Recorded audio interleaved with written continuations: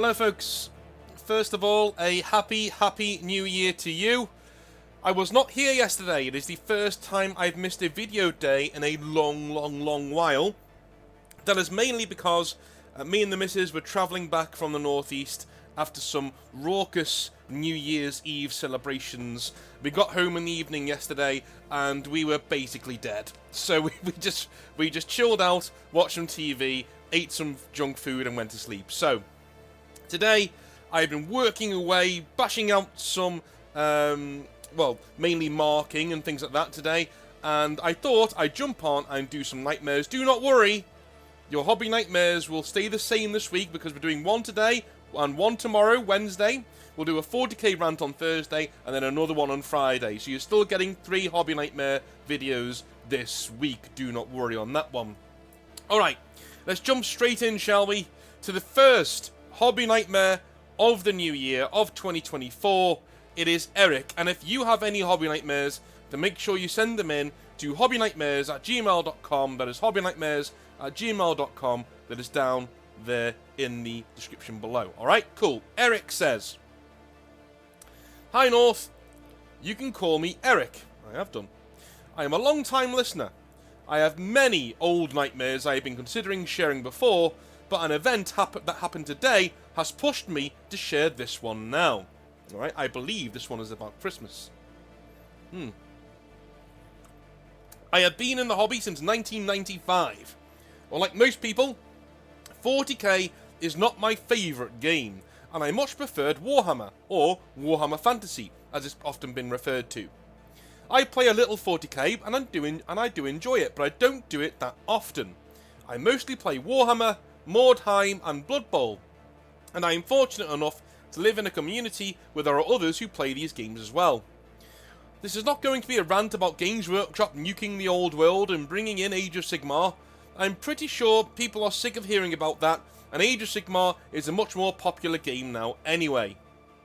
Naturally, I have been very excited about the return of the old world next year. I don't really go to my local Warhammer store very often, as the only game I regularly play that they still support is Blood Bowl, and, as I already have 2 teams, I don't really need to buy any more models. The staff in my local store are also not very knowledgeable when it comes to anything outside of 40k. So, when it came to asking about questions about the upcoming release next year, I decided to try asking in store in another town when I was passing through it. When I arrived at the store, the manager was busy with an intro game, so I decided to ask some questions to one of the red shirts, the normal staffers. Let's call him Ben. Ben was also an older gamer who loved Warhammer, and he was very excited about the release of the old world. As he was telling me what he was expecting the price to be, he estimated it to be much lower than I was expecting.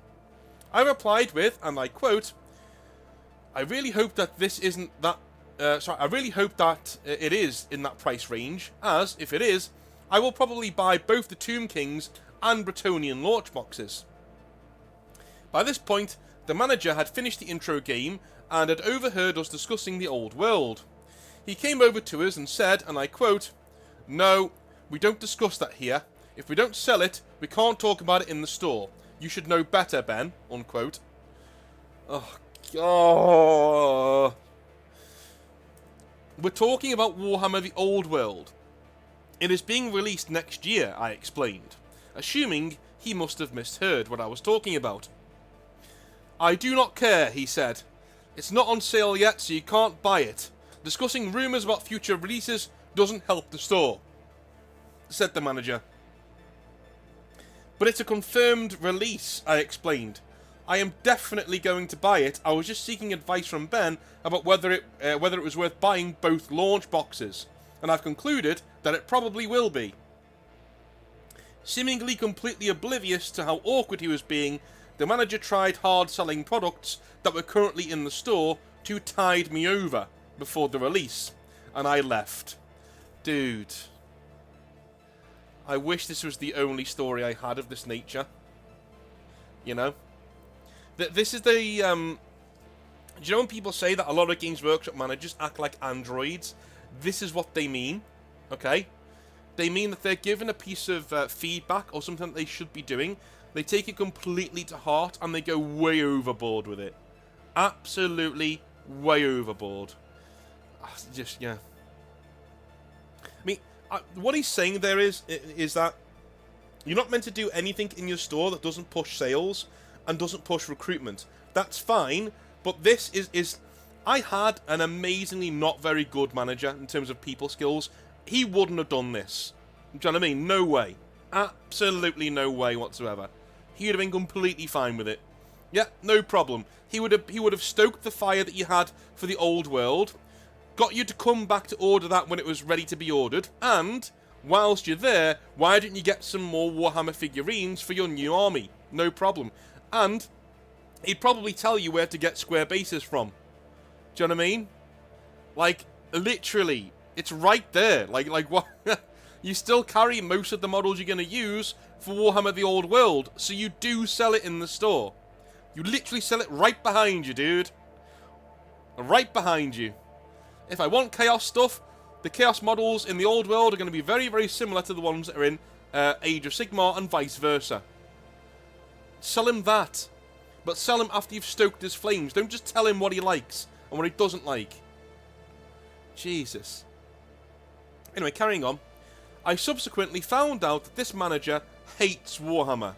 Allegedly, he got pissed off with it not selling enough and taking up space in his store before Games Workshop axed it, and now he's angry that it's coming back in some form. But still, that doesn't excuse his behaviour towards customers or his employees. No, it doesn't. No, and that attitude is not excused either. That attitude's ridiculous. I ended up going to my local store as I continued home, where my questions were answered by both the manager and the staff members. In my local store, they even convinced me not to buy either box on launch and to wait to see what happens, as it didn't seem like either of the launch boxes were going to be limited releases. So I would have time to see how the old world developed before buying anything. Okay, here's the thing. That's also not the correct thing to do. That may seem like it's a really cool thing they've done there, but if you're running a business, that is also the complete incorrect thing to do. Do not tell people to not buy stuff in your store. Don't do that. Don't. If a guy has come in and he likes the stuff that's in your store, don't try and turn him off to your own products. That's a stupid thing to do. Alright? Stoke the flames of his passion for the hobby. Make him excited and enthused about what's going on, right? And then sell him stuff that agrees with what he's doing in the first place. Sell him stuff that he wants to buy in the first place. That's what you should do as a Games Workshop manager. So, make sure that he's excited for the new release. Make sure that he knows it's coming and when it's coming if you do know, right? And later on, if he's looking at other things in the store that are Warhammer related, tell him how the products that you currently sell for Age of Sigmar and in the old Warhammer boxes could help him with his new army when the old world comes out. Then you're selling stuff now, you're selling stuff in the future, the customer's getting stuff now, he's getting stuff in the future, and everybody's happy, alright? Don't be a moron. Don't not sell things that are going on in your store, or your business will fail, alright? Cool. Alright, seeing how bad some other stores are really made me appreciate the staff at my local store. You should do, yeah. At my local, they don't seem to care if you buy there or not, and will even direct people to third-party stores. Mate, that store's going to last another, 6 months or a year. Very good on them for being customer advocates, you know. But yeah, that store's not going to last very long. If they direct you to go elsewhere all the time, and they're doing that for all of their customers, why would they buy from you? Alright? For instance, an American tourist came in whilst I was there and looking to buy a product for his son that was out of stock in the US before he returned shortly after New Year. The product can only be bought online from Games Workshop, so the guy had no way of buying the product from them before going back home. Instead of trying to sell him something else, the staff directed him to a third-party retailers in the area where he can find it on the shelves and even at a discount. Alright, well, that I will go along with. If you can't sell him something physically, and you're never going to be able to, the right thing to do as a customer advocate is to tell him where he can go and buy that model, right? But if this guy doesn't live in the US, you know, and you're directing him to a third-party store because you don't have it on the shelf yet, that's a stupid thing to do. Don't do that. But in this instance, yes, they did the right thing. This just doesn't seem to happen at other Games Workshop stores. For good reason, mate. I'll be honest with you, Eric, for good reasons. In the area, as my second closest store has a pushy manager who will take items off the shelves and scan them if you so much as mention them. Regards, Eric. Yeah, again. So what you've done there, Eric, is that you've very cleverly given me a hobby nightmare as the good and both bad parts of Games Workshop, but on two different parts of the scale, right? It's an attitude from a Games Workshop store that's going to tank the store eventually, and you have an attitude of a Games Workshop store that's also going to tank the store eventually by being a dickhead. You know? Run your store properly. That's all I've got to say on that note there. My God. Anyways, if you like what I do, the subscribe button is down below. I am not going anywhere yet. We have one more hobby nightmare, and it is on a Games Workshop manager completely tanking his own store. That's coming up next. But if you like what I do, the subscribe button is down below. The actual goal for this year, our yearly goal, is 20,000 subscribers. We are on 16. I would love to be on 20,000 subscribers by the end of the year. If you want to help me get there, you know what to do. Head on down below. If I've ever helped you out in this hobby, or you've ever gotten anything out of my videos, share my videos to those of people out there who may get something out of it, that you may think may get something out of it, and generally, let's just have a good time, shall we? Alright, let's jump in to our next hobby nightmare. It is from Felix. Thank you very much, Felix, for sending this in. And he says, "Hey North, first of all, thanks for all you do. It really means a lot to me and others, I am sure." You're welcome, man. "It's been a while since you've had one of these nightmares, and I've been waiting for such a lull to send mine in. We have had Games Workshop managers ruining campaigns and things like that on the channel before, but I don't think you've had one actually tank his own store on purpose before. So, get ready for this, as it is bound to be a toe curler. This nightmare is about Chris, my Games Workshop manager. At least he was. The last time I went back to my hometown, he was no longer working for the company. I am told his attitude and general douchiness got back to the higher-ups eventually, and they were as unimpressed with his antics as we were when we complained about him. But anyway, that comes later. Our previous manager, Phil, was a good guy. Generally, he let us play games in the store and was pretty chill. Like, he led the store and did events, but never really pushed product on anybody. If I'm being honest, the store was going pretty well at the time, and with him heading it up. We were all having a decent time. But this isn't one of those, and I quote, angel manager gets booted by Games Workshop and a devil replaces him, unquote, hobby nightmare or anything. Phil was chill, but so chill, he was kinda horizontal. So whilst we were generally allowed to do as and what we wanted to, Phil didn't actively manage or organise anything. Anything for a quiet life was his motto. Thing is, when he left and Chris replaced him, we knew we were onto a loser pretty much straight away. On his first day in the store, he actually put a laminated notice up at the gaming table that read 3 rules, and I quote, "Number 1. Use of the gaming table is a privilege, not a right. Number 2. Only games of 500 points or less are permitted to be booked in the store. And number 3. All games must be booked with Chris and nobody else." Wow, okay.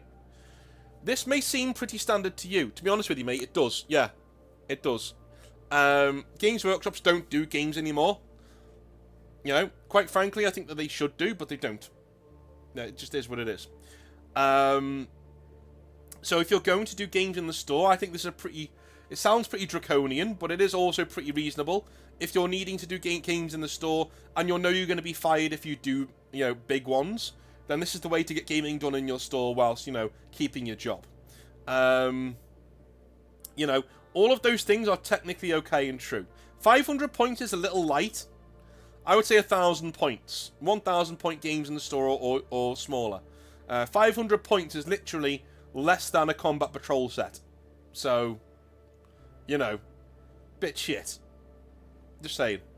But all of those things are okay, apart from the 500 points for me. Anyway. This may seem pretty standard to you, but that initial rule was the one that he liked to use a lot. Mainly because of its grey nature. And the rule was, if you can't remember, use of the gaming table is a privilege, not a right. You see, as gaming was a privilege, Chris reserved the right to take it away whenever he liked. I started to notice after a while that if you didn't buy anything in his store for a week or two, he would just stop taking your bookings until you bought something. My hobby group, the Commissars, even tested that out to see if this was indeed what he was doing, and he was. As a business owner myself, I can't really fault the logic. Reward the people who are keeping your store open and all that, but the way he went about it was really scummy because he had to lie to you and deny your booking. Telling you the gaming table was fully booked when you knew full well it wasn't. There were even days where we tried to book a table, only to be told that it was fully booked, to walk past the same Games Workshop and it be completely empty on the time we wanted to book. That would go on for quite a while. Chris's attitude, however, was something that drove people away pretty quickly. All of the previous stuff I can kind of forgive because I can see the logic behind it. This next stuff really was beyond the pale. He would look down his nose at anybody's painting or gaming skills, essentially fully convinced he was some sort of amazingly talented hobbyist or something. One time he came into the store and was bragging openly about his army painting skills, as he often did. Two lads in there, Mike and Jake, were generally funny guys, and asked to see his models in all seriousness. Chris gets out some Space Wolves. Bog standard paint job. Nothing special about them, and even the paint job was pretty scuffed in places. 4 colours max on each model. Both Mike and Jake were competition painters, and so genuinely chuckled at this as they assumed Chris was playing some kind of prank on them. Chris went red-faced, pointed to them and the door and said, and I quote, "You two are banned. Please leave the premises." Wow. Wow, he didn't take that well. We were all pretty shocked by this outburst, and so we all looked around quizzically. Mike said, "Wait, what for?" "For laughing at other people's models. I won't tolerate it. Get out." Chris seethed. Which was kind of rich coming from him, in all honesty. You see, Chris loved to critique the painting skills of others. It was like a weird hobby for him. Not 2 weeks later, a young lad came in and shows his uncle, who games in the store, an orc he had just painted. To be honest, for an 8-year-old, it was a very good paint job. I've seen 20 to 30-year-olds paint to a similar standard after a few weeks' practice. His uncle was overjoyed, of course, and then his face dropped as Chris walked past the orc as it was sitting on a piece of terrain. And I quote, "Ha," Chris said. "I love it when people use really shit models for objective pieces.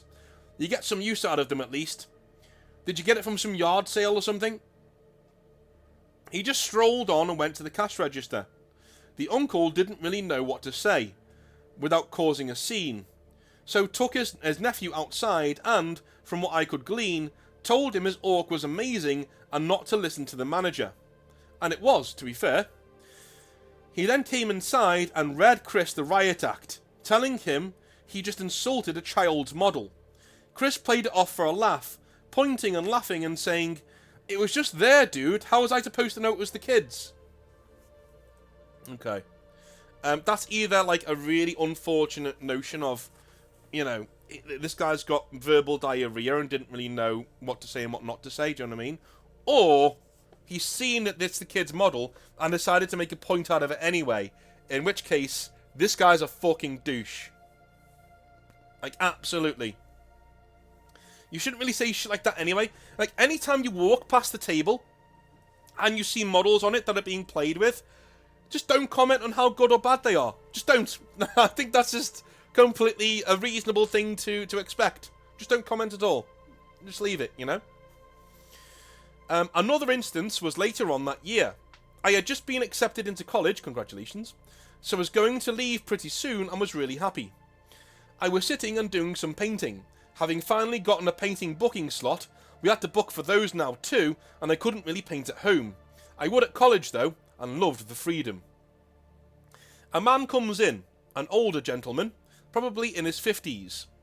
He is looking around the store and is really happy with what he is seeing. Chris walks over to him and asks if he can help him.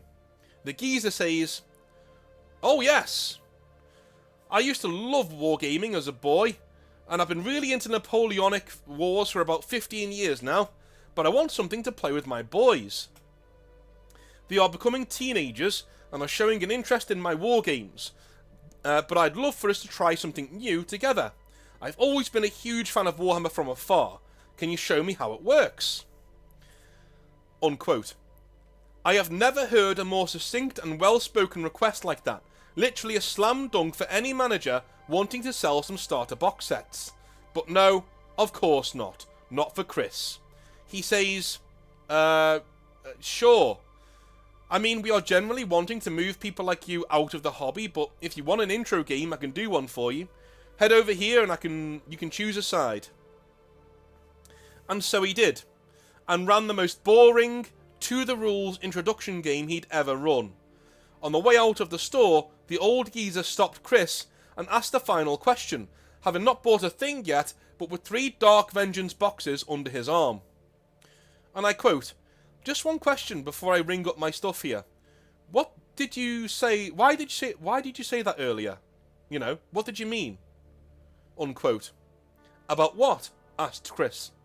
"You know, that we are really wanting to move people like you out of the hobby thing." Chris looked confused at the question and explained, well, you know, old, male, white. He said. The geezer nodded. "Thank you for explaining," he said. He walked over to the register, slammed down the starter boxes, and as Chris went to scan them through the till, this old guy just turned on his fucking heel and walked out of the store, never to return again. This was, of course, at the height of the woke nonsense in 2016 that we are finally seeing ebb away for the most part. Just so you know, I am a lefty myself, but this stuff was fucking cringe as hell. Chris had come into the store with the attitude of an ally, quote unquote, but as a black guy, let me just tell you something. If I see a white person advocating for there to be less white people in a hobby, place, or even life in general, I get very wary of that person. You will never be my friend. You are fucking insane. I can see your logic. I can see your logic. Let me just flip that around in my own head. So, if I see a black person who really doesn't like other black people and says there should be less of them in the hobby, yeah, dude, I'm not approaching that person.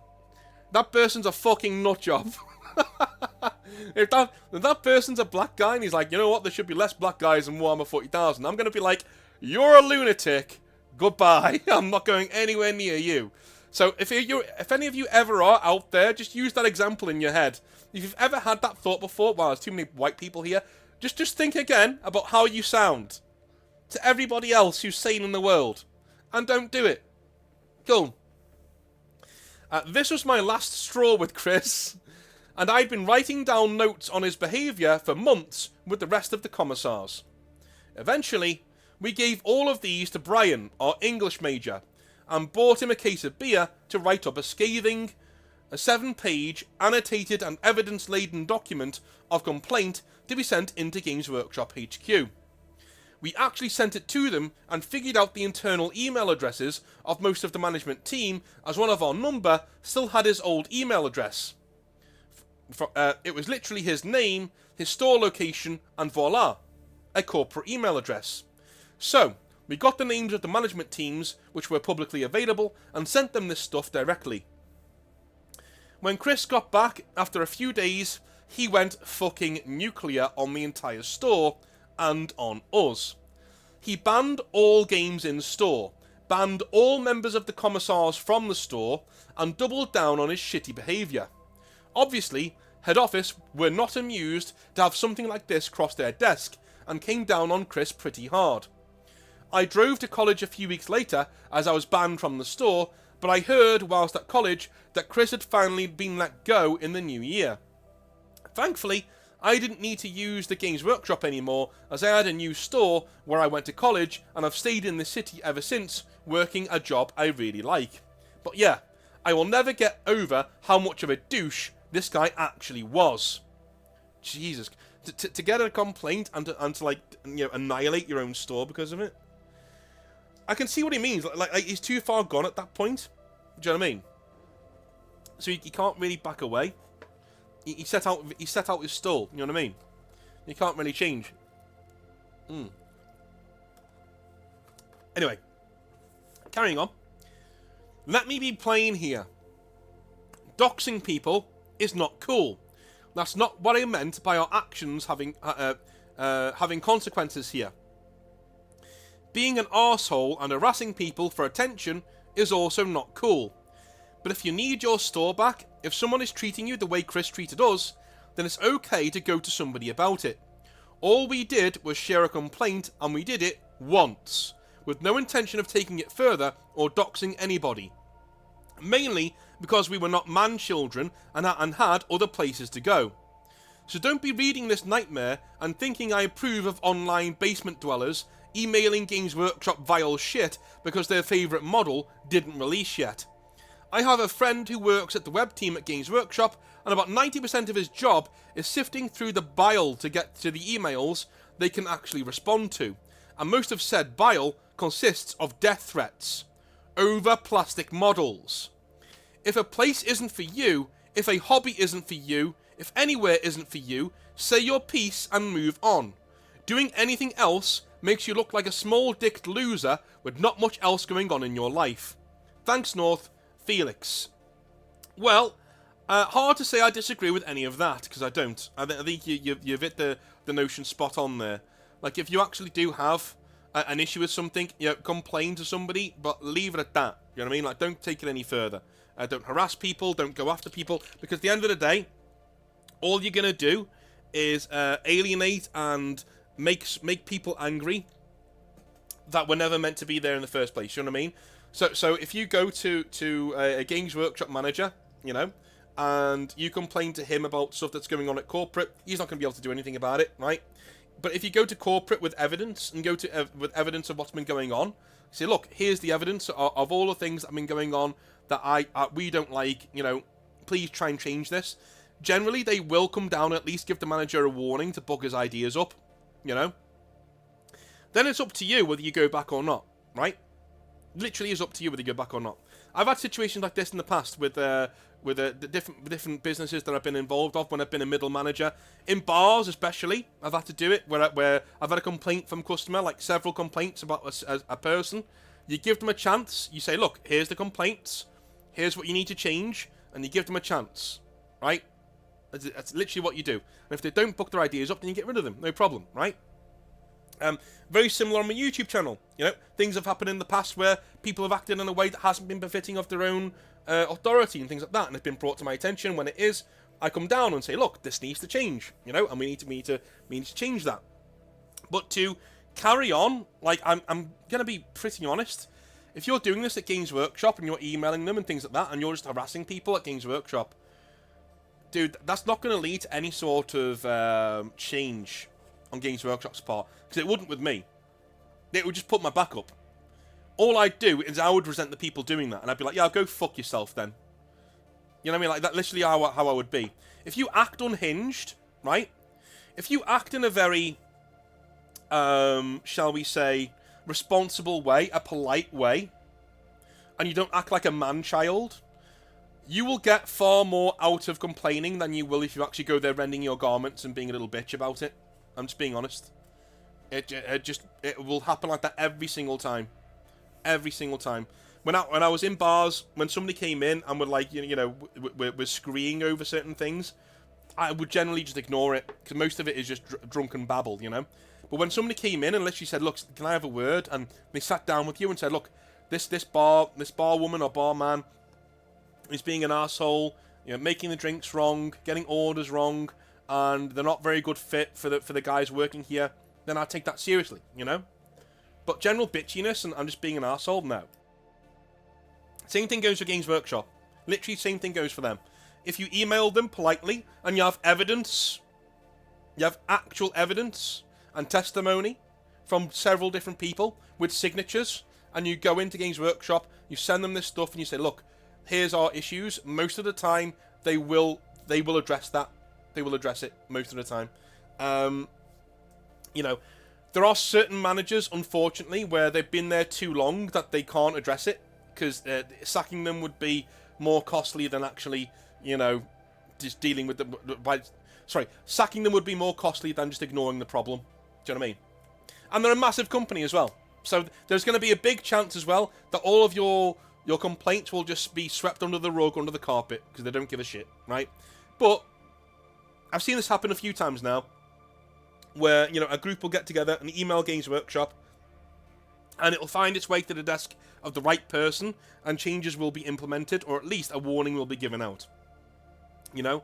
But always do it nicely. Always do it from a place of constructiveness. Never go in there whinging. Never go in there thinking that you're part of some sort of clever movement. Doesn't work. Generally doesn't work, alright? You've got to go in there and make sure that you're actually being nice. If you do it nicely, then, you know, your complaints will be taken a lot more seriously. I'm telling you now. Especially if you've got evidence and things like that. Because, you know, as somebody who's been on the side of the person who's dealing with the complaint, I've done it so many times, it's fucking unreal. That always works. It always gets my defences right down. If somebody's nice and polite to me, gets my defences down. If somebody's taking the piss and being an arsehole, then no, mate. No, you can fuck off. You know, because that's not what we're here for. At the end of the day, if I'm at Games Workshop and I'm listening to your complaint, I'm doing you the favour of listening to the complaint. If all I'm listening to is bile and anger and rage, I'm going to walk away. Because that's not coherent. I can't act on that. You know? So well done to Felix for doing it the right way. Like, I think the commissars here did it exactly the right way. Send in your complaint. Make sure it's in there. Make sure it's got evidence and testimony. You know, make sure everything's set out. Make sure you're polite in what you're saying. And make sure it's getting to the right people. Don't dox. Don't go out your way to do shit like that, because it's going to get you the wrong kind of attention. And you're not going to get what you want. Alright? Alright. Cool. Anyway. Love you all long time. I will speak to you very, very, very, very soon. I'll be back tomorrow with some more Hobby Nightmares. And I'll see you then. Have a good one. Bye now.